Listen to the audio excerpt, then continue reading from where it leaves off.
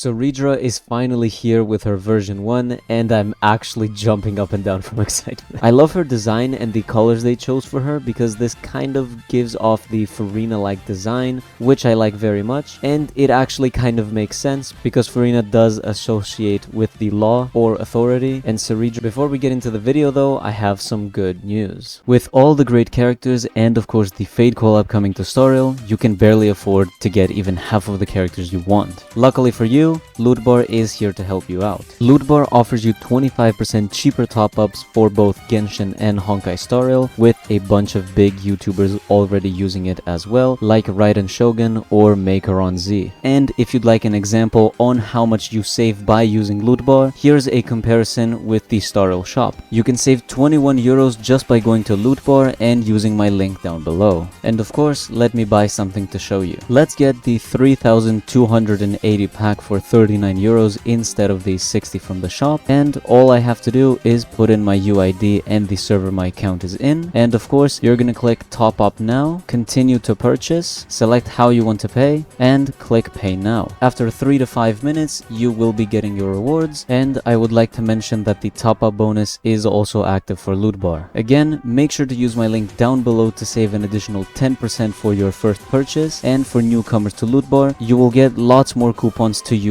on your first visit and purchase. I also wanted to mention that her moves are very much like chess pieces. She legitimately attacks with rooks, pawns, queens, and all of the above. So I can already predict and invest into her being an absolute peak character. Enough yapping, however, I'll be doing a kind of showcase of Cerydra to see what she's like, what she does, and if her animations are as peak as she is, and of course a lot more. Make sure to subscribe so you don't miss out on these videos or the full guides, and let's get into the video. For her basic attack, it actually is just as basic as it sounds. She attacks with the rook, and honestly, I kind of expected as much. Her basic attacks are usually very plain compared to the entire kit, but it's fine for now. The animation does look pretty nice. For the skill, we actually have a full-on animation that changes the perspective and gives us a pretty big Cerydra from up close, placing a pawn on what I'm assuming is any ally you chose, granting them the military merit buff, and giving her a point of charge. You can have up to 8 of them, and when they reach 6, the effect upgrades itself to nobility, which dispels all crowd control from the ally, while also giving them a ton of crit damage from the skill. It says 72, but this will probably change in the future. If nobility is active and the ally uses a skill, they will trigger coup de main, repeating the skill attack used and consuming 6 of the points. Basically, this charge mechanic goes up by 1 every skill or basic the ally uses, so fast units or advanced forward units buffing this ally will make a massive difference here, giving you more attacks, meaning you have more charges for Cerydra. I do want to point out on the animation, it starts with a pawn being placed on the ally, which eventually leads to an upgraded gold queen piece, which I actually find really cool, showing that you progressed enough to obtain the powerful piece in the game, in which case the powerful unit is your buffed piece. For her talent, it appears that she will be an attack scaler, with military merit units gaining attack scaling off of a percentage of her attack. As for the second part of the talent, when an ally uses a basic or skill, Cerydra will gain a point of charge, and you won't be able to obtain a charge point if coup de main triggers. And lastly, of course, you can have only 1 military merit unit, and if you change the targets, the charges will go down to 0, meaning you will have to charge from 0 again. Going over to the ultimate, we actually have an incredibly simple wording for once.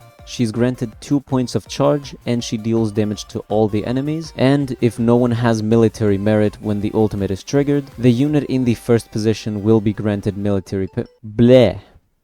The unit in the first position will be granted debuff, so make sure your best or main DPS is on the first position when Cerydra is on the field. You don't have to, it's better. I left the simplest one for last, the technique. When she uses it, it will give the military merit buff on the active character you attacked with before the battle, and this will consume no skill points, so you don't have to worry about that. And now we move on to the pretty light cone that we always get with each character. I'll run through them quickly since they play a bigger role in my full guides coming soon, and they aren't the main focus of today's video. So all I'm going to say is that the art looks absolutely majestic and gorge, and very sad, but it looks very nice. For her light cone, it increases her attack by a ton, and it regens 1 skill point every ultimate she does. This already looks very solid, helping you with the skill point problem you might have, and you might also have a little problem on the attack, so that fixes that as well. But it also increases the skill damage of the ally you used the skill on by a lot, up to 54% at S1 it says here, for 3 entire turns. 54% at just S1, you can kind of imagine what kind of buff this is, and I'm sure you can think of 5 different units that will take absolutely massive advantage of this. This isn't a very universal buff because some units don't really deal skill damage, they deal ult damage, or they deal, for example, basic attack damage, but units like Phainon and the Herda can actually use this skill damage massively, since it is their main factor of damage. Again, I will be going over these in a future video or a full guide, so subscribe to see that happen. And to top it all off for this video, the Idolons. Again, we'll go through them quickly because they're not the point of this video. For her E1, it gives her a defense ignore to the military merit unit, and it increases a bit more when in the nobility state. I think the numbers were 15% for the military merit state and 18% for the nobility, but again, these are subject to change, and I'm not really sure myself. Editor me will let me know if I'm wrong or right on the 15 and 18%. For the E2, it grants a decent damage boost to the military merit unit, and if there is a unit with the buff active on the field, Cerydra's crit damage will increase by 160%, it says here, but it will be changing probably, so don't hope for too much. But this might actually go over like 500 or 600% crit damage if we look at the numbers correctly with all of the crit damage buffs, so I'm not really sure what they're doing here. I'm not sure what they're trying to do. The E4 increases her ult damage multiplier by 240%, which is quite a bunch. Again, I'm using these numbers, but they might actually very well get changed. I'm just letting you know what it says currently for the V1. And finally, for E6, it grants the military merit unit, I have said that word too many times, a 20% all-type res pen, and additionally, Cerydra now has an extra instance of attack every attack they do. By they, I mean the buffed unit from her, and that attack is similar to the Robin ultimate attack or the Tribi attack from the zone, with this effect triggering up to 20 whole times and resetting when Cerydra ults again, resetting the counter. And finally, for the cherry on top, Cerydra will also gain a 20% all-type res pen if she has someone that is buffed by the military merit on the field. Honestly, I don't really want to give my full opinions on Cerydra currently, or any opinion at all, because we are yet to know what she is actually going to be as a full unit, because the version 1 is always their first experiment, and then they start killing the character or reviving them from that point forward. What I can give my opinion for now though is I love everything about her, the animations, her design, the buffs. I am the fan being serviced, okay? I don't really know what it is, I just like her. The only thing I kind of wanted was for her to be a much taller woman. She does have this posture, this like presence that she is a tall woman, but she actually doesn't have the tall woman model. I think she has the medium one, which I guess I'll deal with it. I like Sparkle. Sparkle is Yunli height. I will be releasing a guide on Cerydra around her 3rd or 4th version, because that's when the character is mostly complete, so